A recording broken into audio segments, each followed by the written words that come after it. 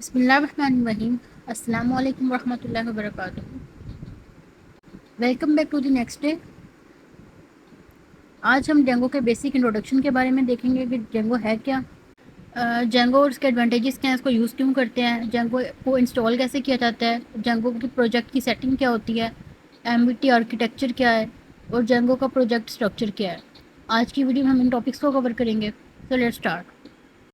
Django is a web framework. Django basically ایک Python based web framework ہوتا ہے جو کہ ہمیں اجازت دیتا ہے کہ ہم کوئکلی بہت زیادہ ایفیشینٹ ویب اپلیکیشنس کو کریٹ کر سکیں. اگر انگلش میں دیکھا جائے تو یہ اس طرح ہوگا کہ Django is a web based Python frame work that allows you to quickly create efficient web applications. It is also called batteries included framework.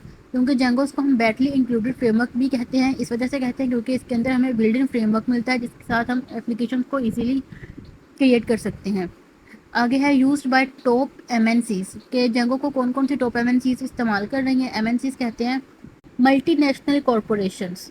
تو جینگو کو جو ملٹی نیشنل کارپوریشنس یوز کر رہی ہیں اس میں آتا ہے YouTube, Instagram, Spotify, drop box and etcetera اور بہت سی ادر جو ڈفرینٹ ایپس ہیں اس کے تھرو بنی ہیں. اس کے بعد ہے free and open source. Django جو ہوتا ہے اس میں بہت کم کوڈ ہوتا ہے اور بہت کم ٹائم لیتا ہے. یہ less time and fewer code ہوتا ہے. Django provides built in features. اس کے اندر بلڈ ان فیچرس ہوتے ہیں for everything including Django admin, جس میں ہر چیز ہے، جس میں جینگو ایڈمن آتا ہے، انٹرفیس آتا ہے، ڈیفالٹ ڈیٹا بیس آتا ہے، ایس کیو لائٹ وغیرہ. یہ ساری چیزیں ہمیں جینگو کے ٹیمپلیٹ کے اندر ملتی ہے جب ہم جینگو کو انسٹال کرتے ہیں. تو یہ ساری چیزیں ہمیں بلڈ ان اس میں ملتی ہیں. اس کے بعد ہمارے پاس آتا ہے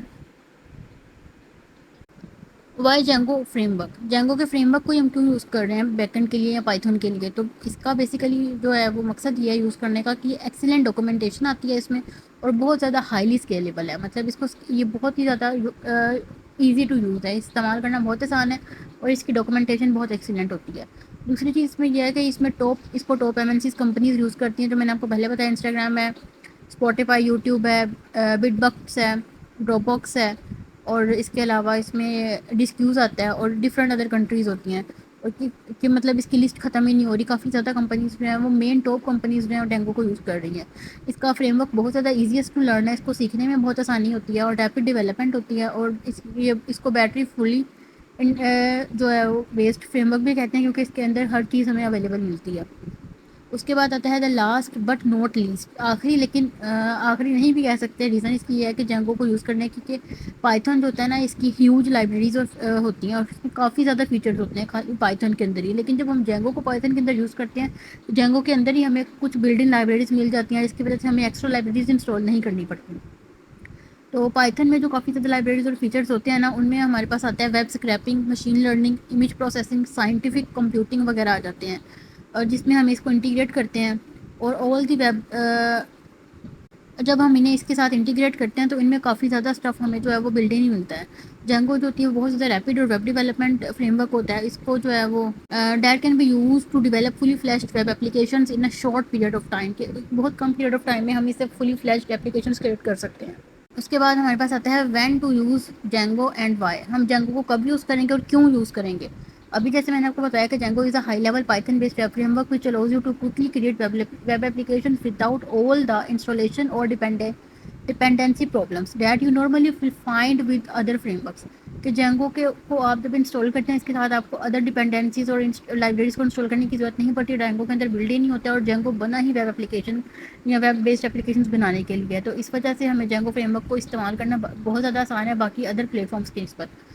اور for developing web application and a P I back and کے لیے اس کو یوز کیا جاتا ہے. اے پی آئی کی بیک اینڈ کے لیے ویب اپلیکیشنس کے لیے اس کو یوز کیا جاتا ہے. ریپڈ ڈیولپمنٹ ہوتی ہے اپلیکیشنس کی، مطلب بہت جلدی بنا کے دے دیتے ہیں. Deploying the application fast and scaling it according to your needs. آپ کی نیڈس کے اکارڈنگ ہی وہ اپلیکیشن کو بہت زیادہ جو ہے وہ فاسٹ بھی بناتا ہے اور اسکیلی بھی بناتا ہے. اس میں perfect O R M system ہوتا ہے جو اس کے ساتھ ڈیٹا بیس کے ساتھ ورک کر رہا ہوتا ہے instead of data base queries. کہ اس میں آپ کو ڈیٹا بیس کیوریز جو ہے لگانے کی ضرورت نہیں پڑتی. اس کے اندر بلڈ ان آپ کو او آر ایم سسٹم ملتا ہے جو ڈیٹا بیس کے ساتھ کام کرتا ہے. اس کے بعد ہے to develop a secure single page application for either retrieving data اور پوسٹنگ ڈیٹا. ڈیٹا کو ریٹرائیو اور پوسٹ کرنے کے لیے آپ کو جو ہے فلی فلیجڈ پیج ہے وہ اپلیکیشن وہ ملتی ہے اس میں. اس کے بعد نیکسٹ پروسیجر ہوتا ہے جینگو کا آرکیٹیکچر کیا ہے. جینگو جو ہوتا ہے is based on M V T architecture. M V T کہتے ہیں ماڈل ویو ٹیمپلیٹ. ماڈل بھی ٹیمپلیٹ بیسیکلی جو ہے وہ ایک سافٹ ویئر ڈیزائن پیٹرن ہوتا ہے for developing of web applications. ایک ویب اپلیکیشن کو ڈیولپ کرنے کے لیے ایک سافٹ ویئر ڈیزائن پیٹرن ہوتا ہے. ماڈل اس میں کیا ہوتا ہے، ویو کیا اور ٹیمپلیٹ کیا، اس کو ہم بریفلی ڈسکرائب کرتے ہیں. ماڈل جو ہے model is going to act as interface of your data. آپ کے ڈاٹا کے انٹرفیس کی طرح کام کرتا ہے.